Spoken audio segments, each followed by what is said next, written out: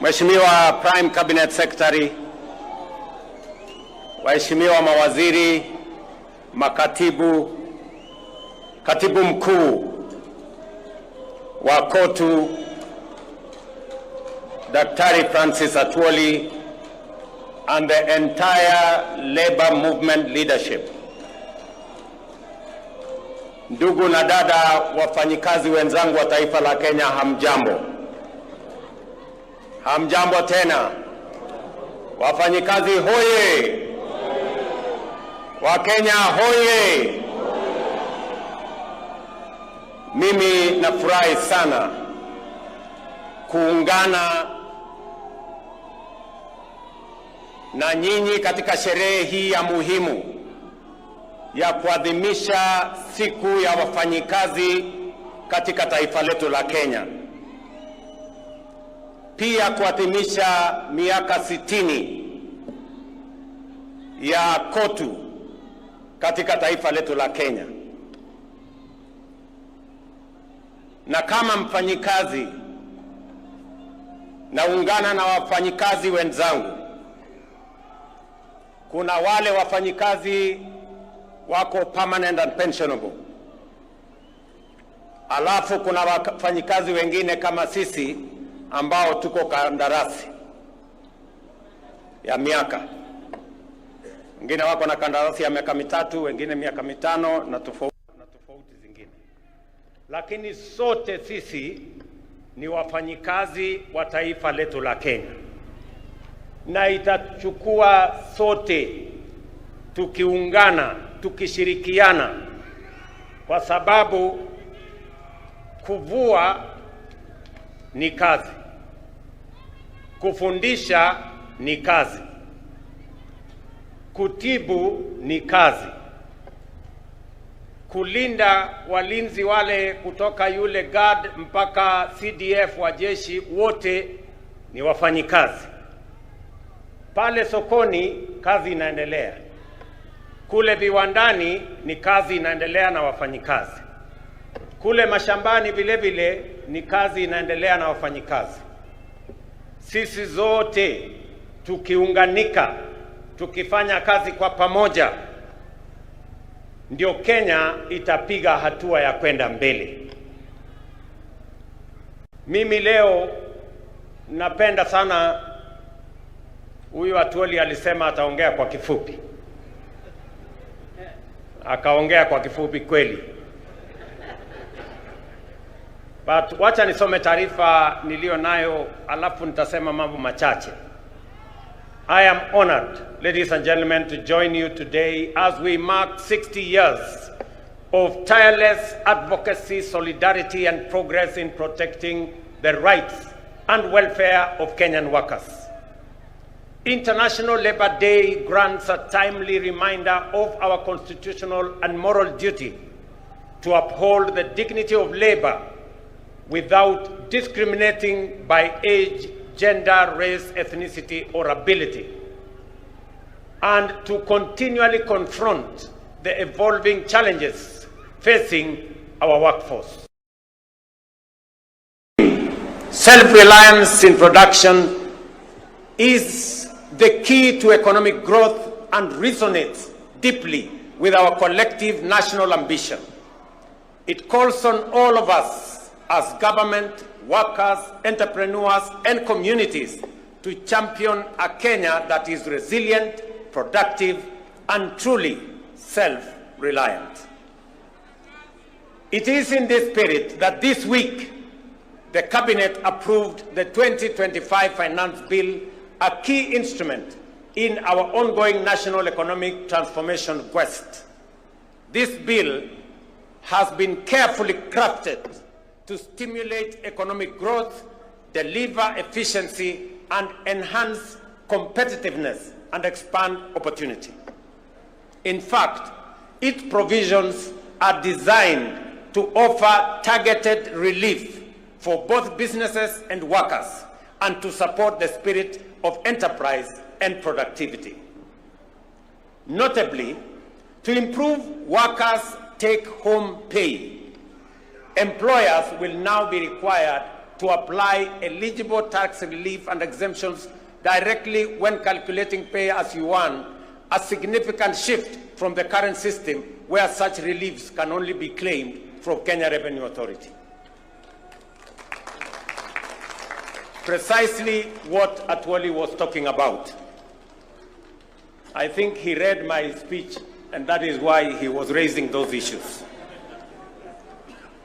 This will increase efficiency and immediately benefit employees.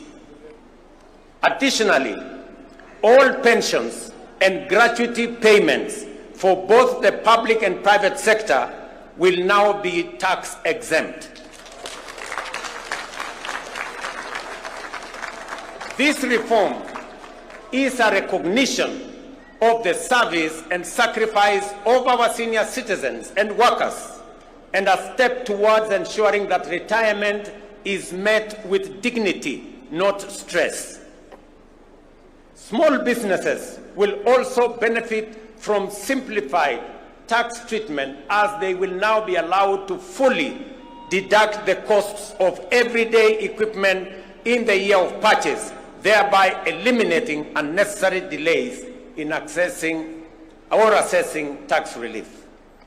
Distinguished workers, ladies and gentlemen, when we speak of making Kenya truly self-reliant, I am proud to report to the nation that we are not merely making declarations. We are taking bold, concrete, and measurable steps. We are walking the talk, and here is why.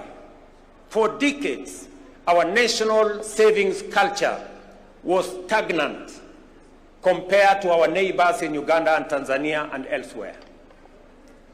Until 2023, just 2 years ago, the average Kenyan worker saved only 200 shillings a month through the National Social Security Fund.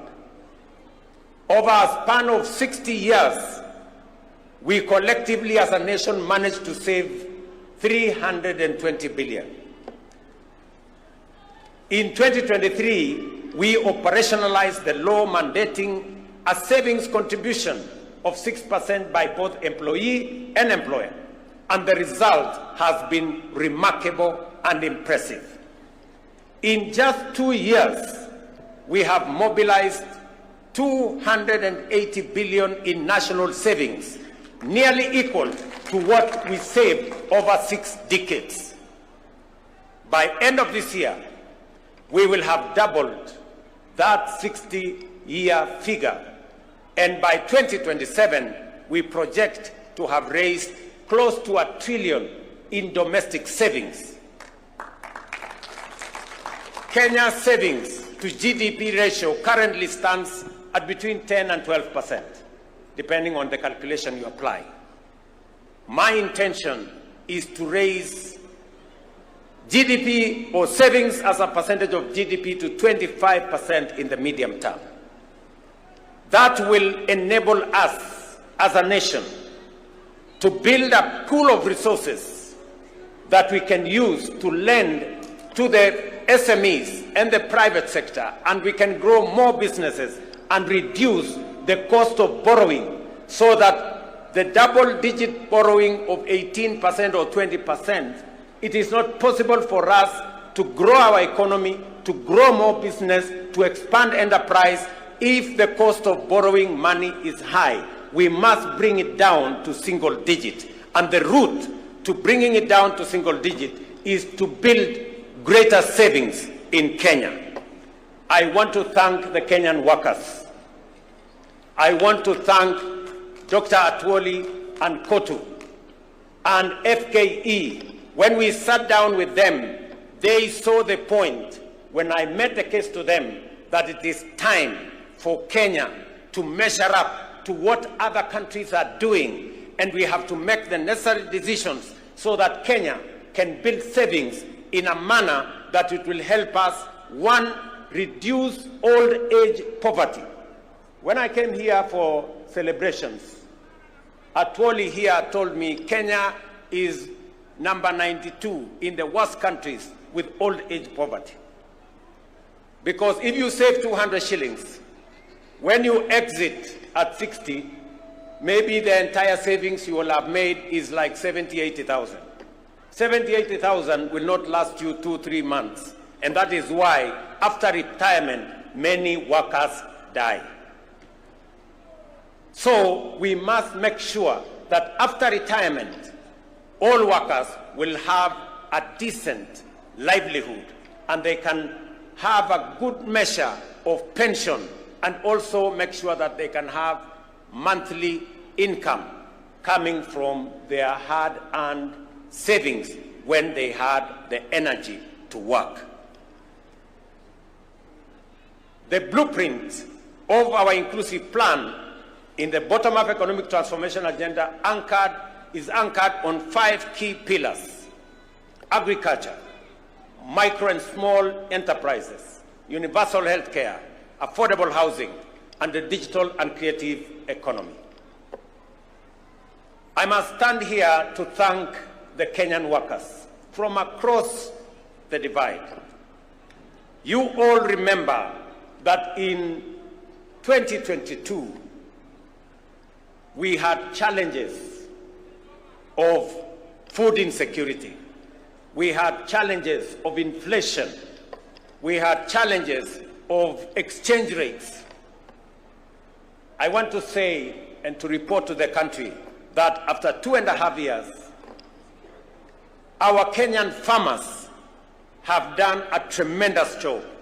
They have produced food. We have supported them. We increased our maize production by 40% in the last 2 years. We increased our production of coffee. We increased our production of tea. We have increased our production of sugarcane. And today, our import bill, importing maize or sugar or the other commodities, has gone down because our farmers are producing more than they have done before. We must commend them because they are working for the people of Kenya. I must also say that because of the interventions that we have made, inflation has come down from 9.6% to 3.5% this year. Exchange rate has come down from 165 to the dollar to now 129 to the dollar. We have expanded our foreign exchange reserves by 2.4 billion shillings. 240 billion shillings. So we have made progress. And that is the reason why the IMF last week listed Kenya as the 6th largest economy. In 2022, Kenya was the 8th largest economy. In 2.5 years, we have managed to overtake Angola, we have managed to overtake Ethiopia. Now Kenya is the 6th largest economy in Africa. In fact, it is the largest economy in East and Central Africa. And it is because of the Kenyan workers, the collective effort of our farmers, of our workers in industry, of our teachers, and everybody else that has contributed to moving Kenya to where we are today. I am very confident about the future of our country if we work together in the manner in which we are working together. In agriculture, our overarching goal remains to make farming profitable, stabilize farmer incomes, and secure national food security. The reduction of fertilizer prices has led to 40% surge in maize production, boosted farmer earnings, reforms in the coffee sector, including the elimination of inefficiencies and corruption, and the streamlining of the Nairobi Stock Exchange have raised farmer prices from 50 shillings to a kilo to between 100 and 150 shillings to a kilo now. Similarly, reforms in the sugar sector have revitalized the industry, leading to record production, better incomes, and bonus payouts for farmers. while creating thousands of new jobs. I recall with very deep personal satisfaction seeing Mama Redempta Makoha of Mumias receive a bonus check of 80,000 in January this year, money she has proudly used to advance her well-being. That is what real impact and transformation looks like. And let me assure the Kenyan workers and the representative of the Kenyan workers, we've just completed the leasing of the 5 sugar factories owned by the government of Kenya. They will now be commercially run by private sector players who have the acumen, the resources, the know-how on how to run business. And I want to assure you that no worker is going to lose their job. In fact, with the increased efficiencies, with better performance of these factories, we are scheduled to hire more workers so that we can drive our sugar industry. Our affordable housing program is another flagship initiative delivering real impact. By end of April, it had created 250,000 jobs spanning architecture, engineering, urban planning, masonry, carpentry, plumbing, electrical work, while reinvigorating local economies. I proudly saw workers from affordable housing in this meeting, and I want to commend them for the transformation they are carrying out in the Republic of Kenya, not just in Nairobi, but everywhere else. This program will, in the next few years, expand home ownership across the country. Ladies and gentlemen, the MSME sector remains the greatest untapped reservoir of employment in Kenya today. Our commitment to unlocking its potential is resolute. The Hustler Fund continues to deepen financial inclusion and support entrepreneurship at scale. To date, over 25 million Kenyans have accessed nearly 70 billion through the fund, with over 4.5 billion saved, mobilized in savings.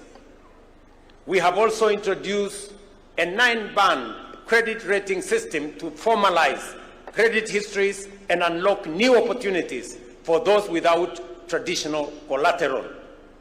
Already, more than 4.5 million borrowers with A and B rating have qualified for the Hustler Fund Bridge product, linking them to commercial banks and paving the way to the formal credit market. Over 400,000 have transitioned to this product, with some accessing up to 150,000 without security, without title deeds, without logbooks. They can now have access to 150,000. These borrowers are the future of our enterprise and economy. Ladies and gentlemen, our education, we are closing the teacher shortage gap that existed in 2022 of 116,000. We have recruited over 76,000 teachers in the last 2 years. And we have set aside another 2.4 billion shillings in this year's budget to hire additional teachers, 20,000 of them, with effect from January next year. Further, the government has allocated another 1.6 billion for capacity building for teachers and another 1 billion for the promotion of teachers, so that we can have them assist us produce more human capital and more workers with skills and competencies to manage our economy and to run our country. This investment has improved student-teacher ratios, enhanced literacy and numeracy, and generated stable employment in communities across the country. Labor migration continues to be a cornerstone of our strategy to expand jobs for Kenyans. Last year, over 200,000 Kenyans secured jobs abroad. This year, we are strengthening our efforts through targeted recruitment and bilateral labor agreements.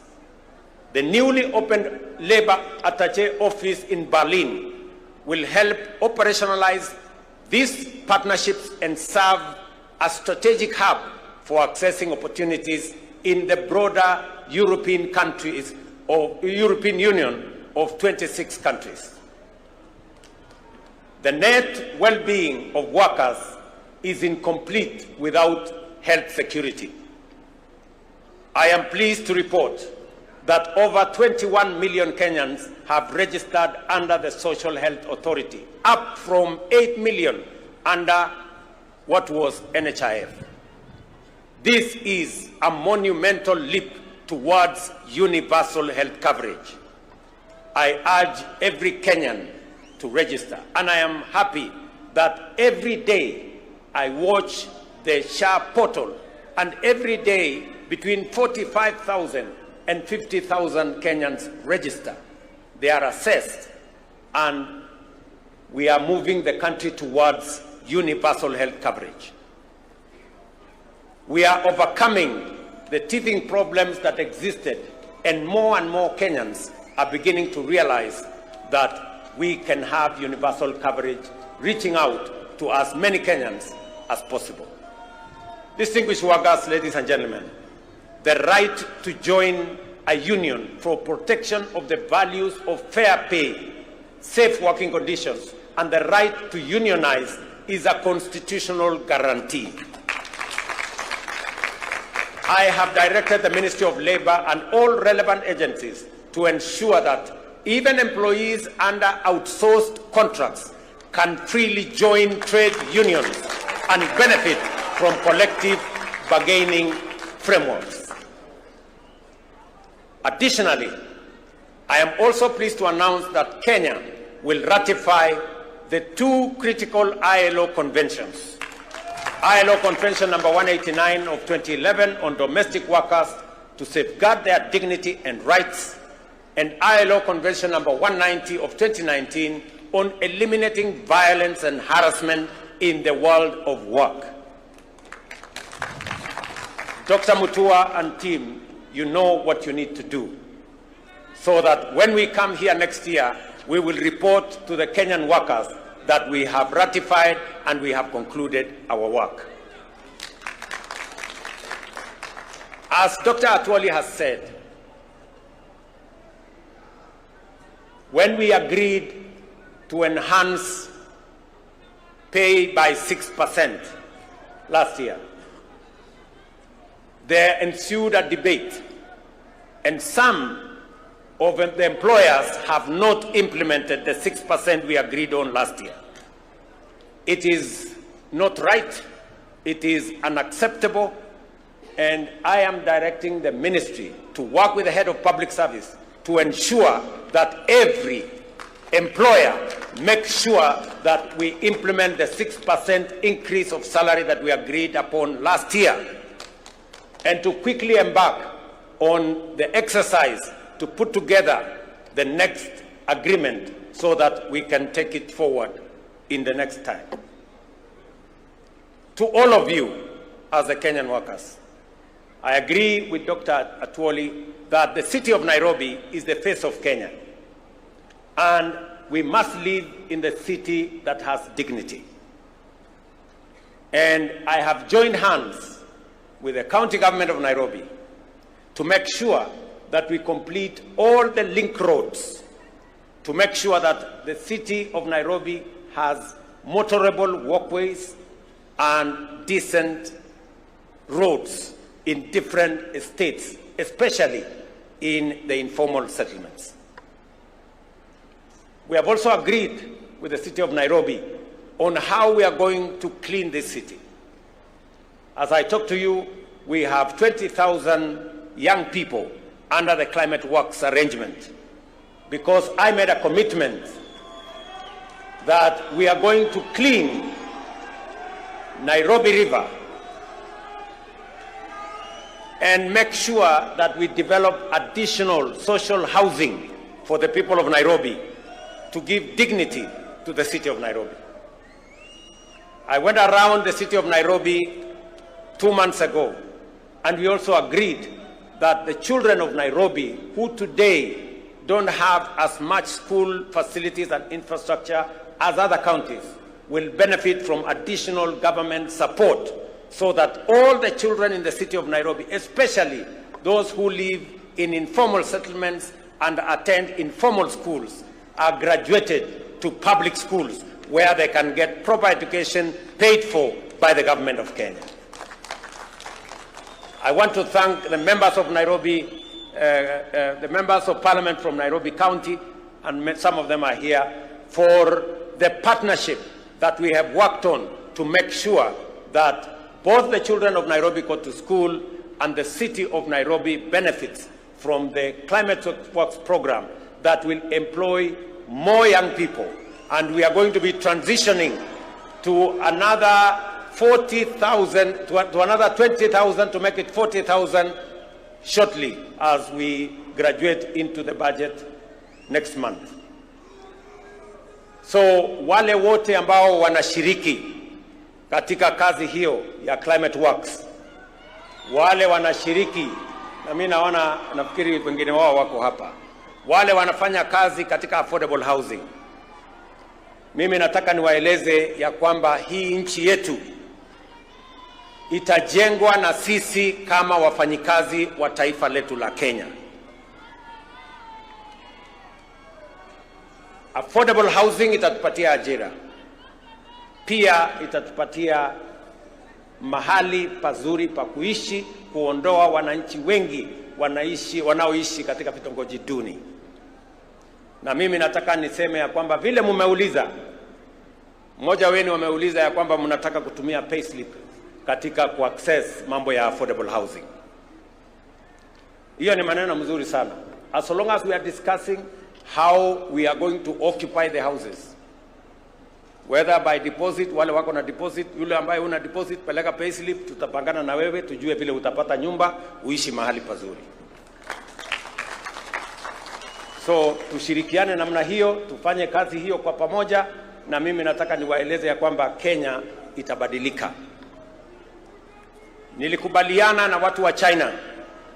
Wakati nilienda China, pengine watu wengi walikuwa wanafikiri tumeenda kukopa madeni zaidi. Hapana. Tulikubaliana ya kwamba tutajenga barabara kutoka Rironi kwenda Nakuru baadaye mpaka Malaba.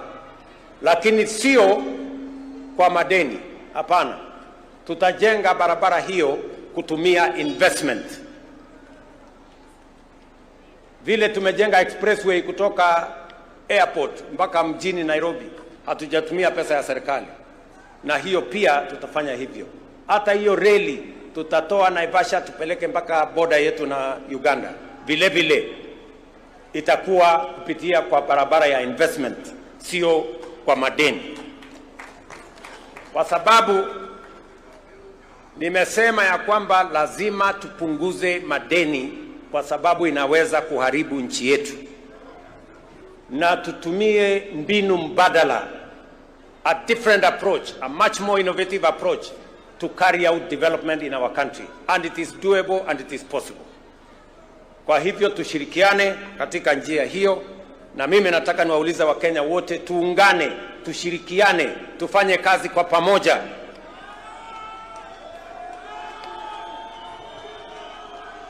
Uchaguzi inakuja 2027. Na Wakenya wataamua mambo ya uchaguzi 2027. Kwa sasa tushirikiane, kila mtu afanye kazi mahali ameajiriwa. Ikifika wakati huo kutakuwa na mtihani, 2027 kutakuwa na mtihani. Wale watapita mtihani wataendelea, wale wataanguka mtihani wataenda kulima, na dunia itasonga mbele. So Kenya inatakikana tuwe namna hiyo, tukijua ya kwamba tusiharibu muda wetu mkubwa tukigombana ugomvi pande hii, sijui nani atafanya wapi, sijui nani ndio nini. Hiyo ni mambo ambayo haiwezi kutusaidia kwa sasa. Kwa sasa tuzalishe chakula, tusaidie wakulima wetu, tusaidie kilimo, ituzalishie chakula, ituzalishie mambo ya agro-processing, itupatie bidhaa ambayo tutauza nje ya nchi, tuweze kudhibiti uchumi wa taifa letu la Kenya. Tujenge affordable housing, wa Kenya watoke katika slums. Tuhakikisha kwamba kuna bima ya afya ambayo haibagui nani yako na kazi, nani hana kazi. Tuhakikishe ya kwamba tuko na amani katika taifa letu la Kenya, ili uchumi ikue na sisi wote tujivunie kuwa wa Kenya. Sisi ni nchi ya demokrasia. Umesikia vile Atuoli amesema wako na demokrasia kule Kotu na kuko na demokrasia everywhere. We want to build a strong, democratic, united, prosperous nation that all of us can live in and be proud of. And it's not going to happen. We are going to make it happen. And it's going to be a product, a prosperous Kenya is going to be a product of decisions that we make. We cannot be prosperous if we don't make the right decisions. We cannot develop if we make the wrong decisions. We must make the right decisions for the country to grow. And I want to promise the people of Kenya that I will always make the right decisions to make sure that Kenya makes progress. Because I owe it to the people of Kenya to make the right decisions. Sometimes they may not be popular, but they are the right decisions that will change the destiny of our country. If I did not make the right decisions in 2022, if I did not stop the subsidies of fuel and unga and all the other things, we would not be talking today that Kenya is the 6th largest economy in Africa. We would be talking about something else. So, tunataka tushirikiane namna hiyo, tufanye kazi namna hiyo, and I am very confident about the future of our country. Kenyans, we have the best country that we can have. We should be proud to be Kenyans. And we must do whatever it takes to make this country great. We must avoid convenient decisions that only helps us to mark time on the same spot. We must make the decisions that will make Kenya progress and move forward. And I want to assure you that as long as I'm president, I will make the right decisions that will make this country move forward, because I believe in the prosperity of our nation. I want to thank all of you for joining us today in this wonderful celebration of 60 years of Kotu, and to commit to you that we are going to work together as partners in building our nation. I want to say thank you very much. God bless you and happy Labor Day. Asanteni sana.